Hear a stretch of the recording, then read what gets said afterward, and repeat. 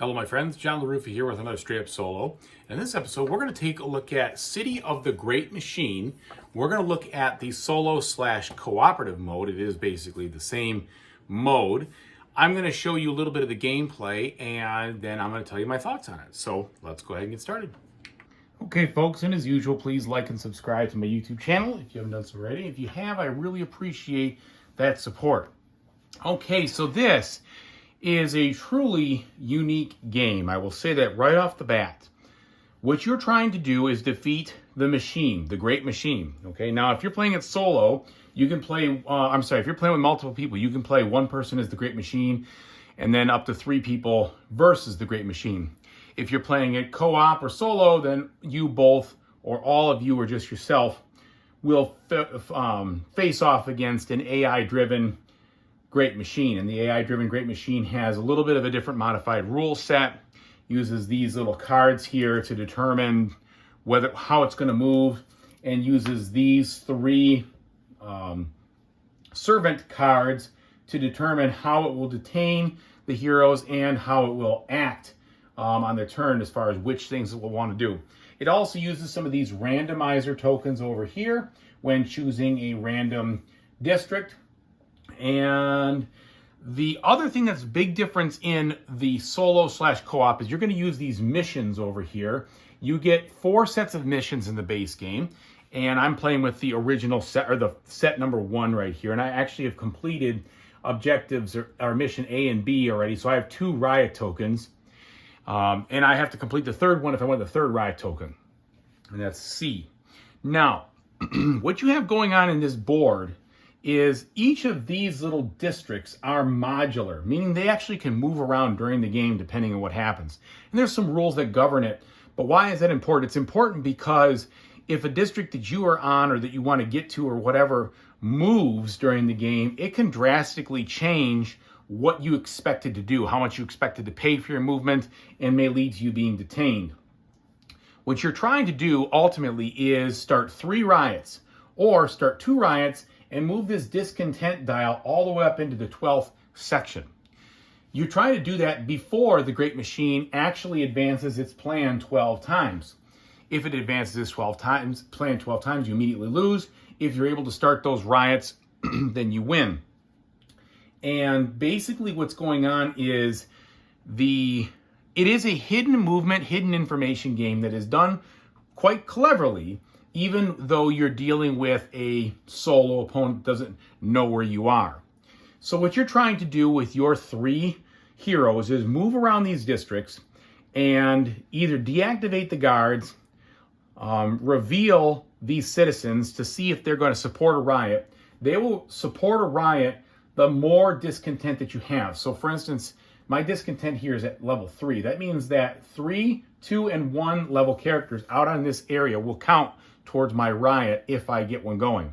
Now, how do I do a riot? Well, that's an action where you pay a certain number of money. Basically, you pay $1 or 1 trust, I guess it is, for each per guard for each unidentified person out here. So all these green ones right here have not been identified. However, this one has, okay? So if I wanted to start a riot in this section right here, right now, which would be stupid because I'd lose, it wouldn't cost me anything because I've identified everybody here. But if I wanted to start one over here, then I would have to pay 2 because that one is unidentified, okay? 1 for each of those guards.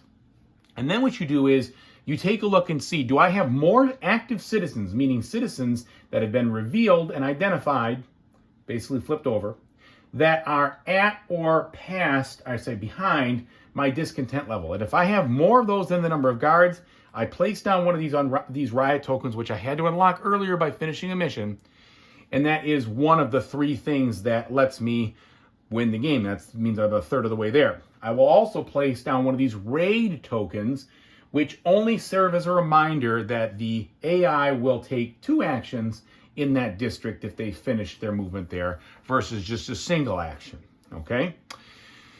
So that is the basic way you win. You try to do that 3 times, or at least 2 times, and then get the discontent so high that you get it up there. Now, how do I raise discontent? How do I do these other actions? Well, that has to do with where you are. So I told you about the riot. The guards you can deactivate by paying by risking a certain amount of trust, pardon me, and rolling this die right here. So for instance, if I wanted to deactivate this guard, I could say, well, I'm going to try to risk it. I'll pay two trust and see if I roll a 2. Well, only if I roll a 2. In this case, nope. I would have had to pay 4 trust to deactivate it, so I lose those trust and I don't deactivate the guard. I don't wreck the guard. But if I had paid 2 and had rolled a 2, then the guard would have fallen over and it would be effectively out of the game unless repaired by one of the servants over here. Now, if it rolls a shield, then it automatically does not deactivate the guard. So there's no way to guarantee it. But the more you decide to pay, the more you're likely to get the job done, okay? And why would I want to deactivate a guard? Well, because every time I move from a district where there's a guard, I have to pay 1 trust per guard when I exit that. It's almost like I'm bribing the guards, even though it's not really the way it says it, but that's kind of the way I look at it, is I got to pay them off so I can leave, okay? You don't pay them off when you enter, you pay them off when you leave. So the more I deactivate, the cheaper it is for me to move around, the easier it is for me to cause a raid, because a deactivated guard it's basically not even there. It does take up a slot, and there are only 4 slots per district, but it doesn't count against anything. Sometimes there's 5. Sorry, there's 5 in the minor districts. There's 4 in the major ones. And there's a little bit of difference between major and minor, just depending on what special actions you have. You can also move some of these citizens around. So you can pay to move a citizen from one location to another, and you pay 1 trust per space that they move, okay? So that doesn't matter how many guards there are from that standpoint. You can just pay 1, and that helps you organize people in spots that you want to try to pull off a riot. I told you about attacking a guard, I told you about identifying. So in order to actually identify one of these, you have to basically pay 1 trust per guard that's active there to identify those. So again, it can be good if you deactivate these guards. It makes things a lot cheaper. We talked about the riot. Then we can also gain trust where I just gain $1. So if I'm really up, on hard knocks situation, I just gain $1, or I gain a trust, gain a trust, that's money. And that is what you can do from a standpoint of standard actions. Now, also, each of these other districts have special actions. The minor actions all have, and this is an example of one, it just says incitement, raise discontent by 1. To do the incitement action, you've got to pay 1 coin per guard that's there, okay, to do it. So that's how you can do that. That's the only way to do the incitement action. So that'll increase the discontent, which is good. That'll help with that. The other thing that you can do is, so that happens, on each of these spaces that are brown. You can basically pay, if I was standing right here like I am and I want to do the incitement, it would cost me 2 trust to incite and tick this up. Now each of these spots has 3 spots on it. So you do have to do a lot of incitement to kind of raise this up a little bit more, okay? The other special actions are kind of interesting. So they depend on what the machine does to you in some ways. But for instance, this action, Tower of Law, lets you discard some of these directives that the machine might play, which makes your game harder. Or it might discard one that's face down. This one's kind of like on deck. So this is about to be played. If I went here and took the special action, I could discard it. I could also try to get citizens out of prison. I would draw one of these random famous citizens, take it out of prison, and assign it in the district where I am. Face up, identify. So that could be good. And that happens in the, I think that's both in the law house. I don't have my playwright for that right here, but those are 2 things that can happen. The other thing you can do is in the central square, you do a comparison between these 2, the number of citizens that are here versus the number of guards, and that can help you raise the discontent more cheaply. The Grand Citadel lets you do that releasing of prisoners, like I told you about. The Control Nexus actually lets you pick up and move these different places. So the Great Machine will swap, but you will be able to do the move, so you can take one district and move it anywhere else, obeying some movement rules. So the machines is slightly stronger because it swaps, but you can actually move one around and put it closer. It can be really good from a tactical standpoint, getting you where you need to be. So there's a lot of interesting different actions that you can take that is very unique. And of course you can move around. You always have to move. You have to play one of these cards, and the movement may be to move to the same district you're in. You don't actually go anywhere, but it counts as a movement. So you have to play a card every time. Now, the machine is going to do a movement also.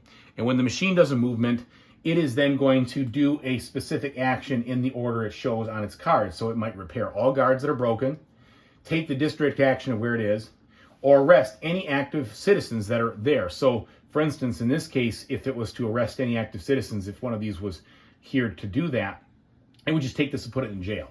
Okay, repairing is obvious, and then the special action is similar to what you would do, but just a little different. Now, the other thing that is a main component of this game is if you and the machine, the great machine, ever end your turns both on the space that you're both in, they will detain you. And depending on which one detains you, you'll either advance the progress marker 3 clicks, so 3 counters over here, which will help move the machine to end your game, or it will make the hero discard their trust and finish their turn. So you don't even get to take your action, you just have to dump all your money. Or you have to lose your access card.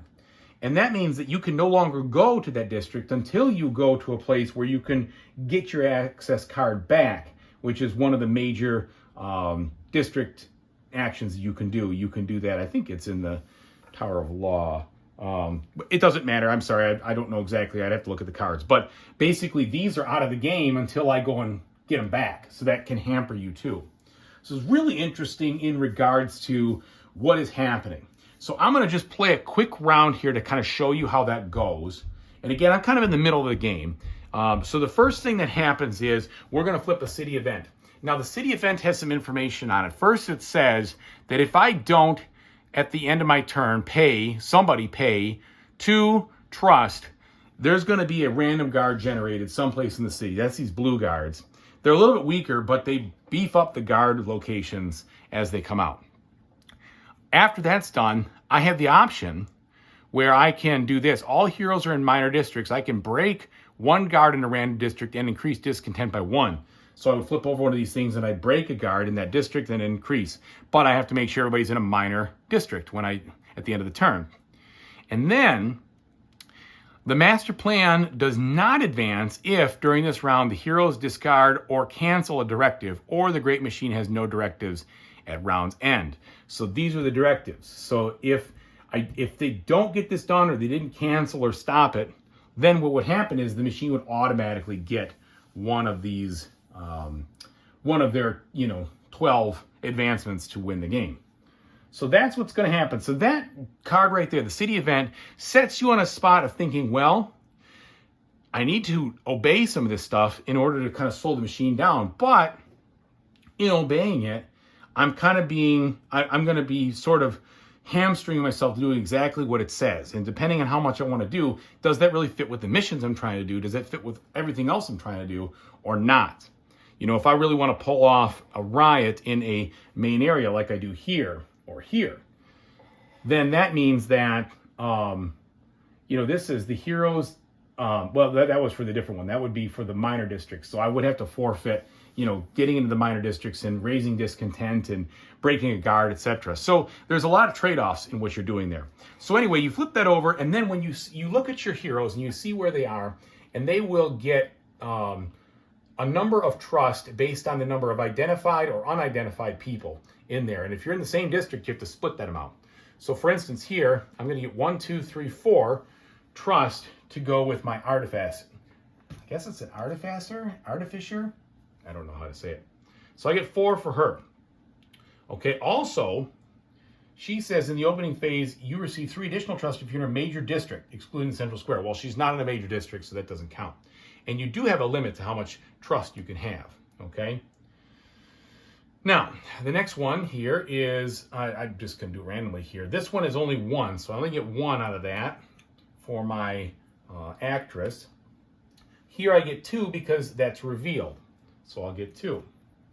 So each round, you're probably going to get some income, which you're going to need. Now, before the machine goes, you are required to choose one area that you're going to move to. So this is called the access round. And in my strategy here, what I was hoping to do was break these machines, okay, so that I could guarantee myself a riot going off, almost. Because it's not a guarantee. If one of these guys comes over here, repairs the machines on me, my riot would fail. And then I would have problems. I'd get detained and bad things would happen. But we're going to try to risk it for the biscuit here, except I don't have a lot of money to do that. So instead, I'm going to do something a little bit different. Instead, what I'm going to do is I'm going to end up moving a famous citizen on my turn. And in order to do that, I've got to consider staying where I am and then moving it, because as far as I understand, you can only move a citizen, and I'm pretty sure that's true, from where you actually are. I don't think you can do that when you're not in that spot. So I'll just take a peek at this real quick here. They don't even say. One of the things I will say that's difficult about this already, they give you 2 rule books. That's really annoying, because solo and co-op rules are all in here, but not all the main rules are in here. The main rules are in here, so you don't know exactly where to be looking for some of these things, which is kind of frustrating. And really, I really wish they just done 2 separate rule books and made them duplicates, and you use one if you're playing solo or co-op, or the other if you're playing one versus many, and just call it a day, because that would have been much easier to do, I think. So it just says 1 trust for each district, and it says move citizens from your district to others. Yeah, so you have to be there.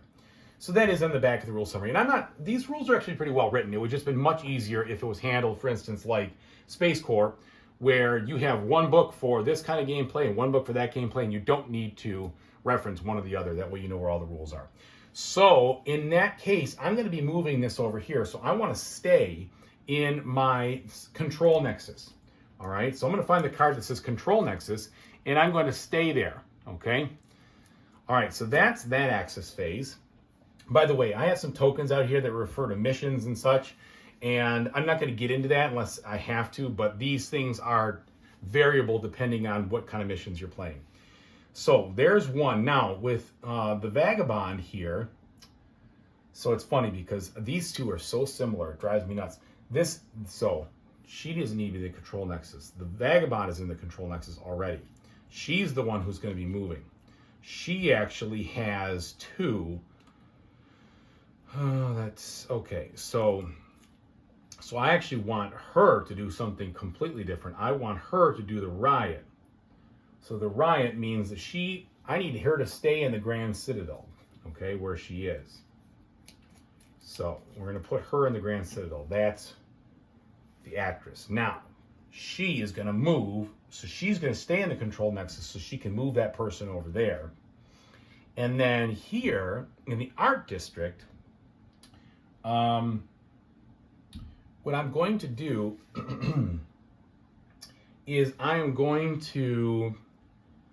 she has a bunch of money, and it's probably good for me to, let's see, I'd like to go to a major district, and that would allow me then to start to reveal other things and do other things, maybe increase the discontent. So I'm actually going to have her go to Central Square. All right, Central Square is where we're going to go. Okay, now, I have set my stuff out, but I have not done anything because it is not time to execute. So you plan where you're going to go, but then you have to wait. Now we'll see what the Great Machine's going to do. So the first thing that happens is the Phantasmer goes. He's up there. So we flip a control card for him and see what he's going to do. He's going to go to the player that has this token. Now, I haven't found in the rules yet. I asked a question because I need to understand this. Sometimes you're required to discard these tokens, and so you kind of forget who was what, and I wonder how you identify that. But in this case, I have the tokens back. So, going to go to this player token right here, and so that means going to head towards where my artificer is, or artificer, pardon me. So that means he is up here, and she happens to be over here, so he's going to go here. And then being there, he will then do his action. So first he would repair all guards. There are no guards that need repaired. Then he would take the district action in the art district. Because he is in a minor district, the great machine in a minor district basically just progresses the marker by one slot. So he's going to put it right here. So it means if it goes again, it's going to move us further down. Okay, now the judgmenter in a previous round was set in a trap and detained. So he actually doesn't take an action. He's just going to stand up and reactivate. And then I've got Lex Hakate, and she is going to go to the person with the rose. So she's going to go where the actress is right now. So that means I bring her over here to the Grand Citadel, which is a problem because I'm going to be in trouble and this whole thing's going to fall apart on me, as you'll see. So she goes there, and the first thing she does is take the district action. Well, the Grand Citadel district action couldn't be worse for me at this point, actually, because what happens is that it is going to put out this directive. And remember, we said that bad things happen if a directive comes out or it doesn't get deactivated or whatever. So I was banking on that not happening. Well, too bad. So now this directive comes out. It's called Mechanize. At the end of the Great Machines phase, reshuffle the servant movement deck if the Guard Patrol servant movement card was drawn. So there is one of these that is Guard Patrol. And I don't know which one it is, but if that was drawn, then you reshuffle. So that's just going to make it a little bit more difficult to know, because you do know what these are. You don't know all of them will come out, but actually as you learn the deck, it is more, once you get more familiar with the game, you have a better idea as they take moves where they're actually going to move to. So you can kind of say, well, knowing the deck, because you never can look in here, but you can see what they've already done. I know they're not going to go there, and it's not perfect because they can move, they can do different things, so there's still a little bit of an element there, but I think this is what the way they handle this makes this secret movement much more lifelike than just playing against somebody, just playing against a blind Automa or something like that. So they did a good job there, and I'll kind of touch on that when I finish what I'm saying. Okay, so that is it. Now, in this action, we just took in that place, we took that action, so they are done. Now we go to my turn, and we do it in order of initiative here. So the first thing that's going to happen is she, the actress, is going to stay where she wants to be. Her movement phase or where she is right now in the Grand Citadel. Since her movement phase is done, unfortunately, since the servant's there, bam, she gets detained right away. Well, what happens when I get detained here? It says the hero forfeits their access card and finishes their turn. Well, that stinks because that means that I can no longer go here unless I rescue this card or get this card back. Plus, that was going to help me with what I was hoping to do later. But I even, just in describing this, I kind of got myself a little confused because I wanted to move this here first, but I had this backwards. So you do have to plan. And it's hard to plan while I'm narrating this, but you have to plan what you're doing to make sure things happen in the order you expect. It's kind of like Space Alert in a little bit. Okay, so then, anyway, so she was detained. So that was a detain action. I lost my card. Then I'm going to do the Vagabond. So the Vagabond's standing over here, and she is going to go to the Control Nexus. She's already in the Control Nexus, so she stays there. And then what I was going to do was I was going to pay $1 to move this person over here. Now that's risky because if she doesn't move in the next turn, which she might or might not, that person might be detained and I lose it. But that's what I want to do because I don't have too much money. And my hope is that I can get a cheap riot going there. We'll see. But I'm going to discard that so I can move this over here. And maybe because I knocked those guards down, I'll get lucky. Okay, so her turn is done. Now finally we've got the Artificer, and the Artificer is going to go to Central Square. So she's over here. So in order to go to Central Square, she has to pay two trust to get out and go into this square over here. So that's 2. Now let's say she couldn't pay. If she couldn't pay, I'd have to roll this die right here. This die gives me a 2/3 chance of making it, okay? But if I roll the handcuffs, I get detained when I get to my space, okay? I always will get to my space, but then I get detained. Even though there is no servants there, it's like I was detained by one of the guards or something. All right, so anyway, we got there. And when I'm there, I'm going to do this special action. It says raise the discontent by the number of famous citizens minus the number of guards. So I have 4 famous citizens, 2 guards, so I can raise discontent by 2. 1, 2. Well, unfortunately, it's good and bad. Good news is that I have more people that can come to my aid for these riots. Bad news, this just met up here so that the machine will score another one of those mission activations, and now has 4 under their belt. Okay, so I've taken that special action. My turn is done with them. Now we go to the end of the round. So in the end of the round, remember, this is what we do. We process this card top to bottom. So I have to discard 2 coins or 2 trust, if I don't want a random blue guard to come out. And I certainly don't want a random blue guard to come out, so I'm going to pay the 2. All right. Then, if I'm at this condition, I would be able to raise the discontent and do something else. Well, unfortunately, all heroes are not in a minor. In fact, all heroes are in a major district. So it's like the complete backwards. But I knew I wasn't going to be going for that anyway. So that didn't happen. But then it says the master plan does not activate if during the round the hero is discarded or cancel a directive or has no directives. Well, that unfortunately went off. So that means that the Great Machine scores again. And that is the end of the round. So you're going to keep doing that until either you pull off 3 riots or 2 riots and you advance discontent into this spot, or the machine beats you. And that's kind of how it's played. You get the feel for what's going on here. There's lots of orders of operation. There's hidden information. There's hidden movement. But there's also an amount that you know and an amount you don't. And as you get better with the game and more familiar with the game, you're going to get more clever on what you know the Great Machine could have a chance to do and what it couldn't have a chance to do. And you get that with experience. So that is basically how you play the solo / co-op mode of this game. Let me tell you what I think about it. So my initial impressions with this game, and I haven't played it nearly enough to know, because I haven't seen all the missions or anything like that, but my initial impressions of this game are very strong. I think it is a really cool and novel hidden movement style game where you're trying to outsmart a machine you have partial information on, and the machine also is trying to, outsmart you, so to speak, based on the way it works. And it's really cool. It's really novel. And I love novel because it's so hard these days to find a game that's unique. This one really does the job of being something new that I haven't really seen before. Now, like I said, it almost feels a little bit like Space Alert, just a little bit with regards to trying to move things around and know which order you got to do things and where people are and which money you have, etc., to pull off what you're looking for, which I think is cool. But that's about as close as I can get to a comparison to any other game that I've really played.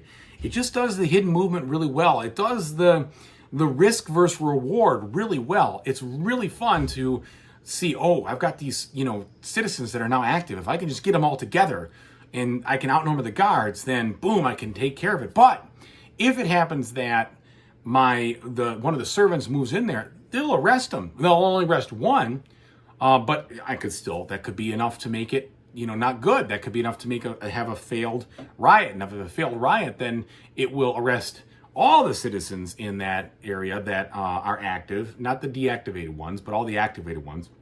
And, then you also have other detained issues and such like that. I think they can detain you too. So it says,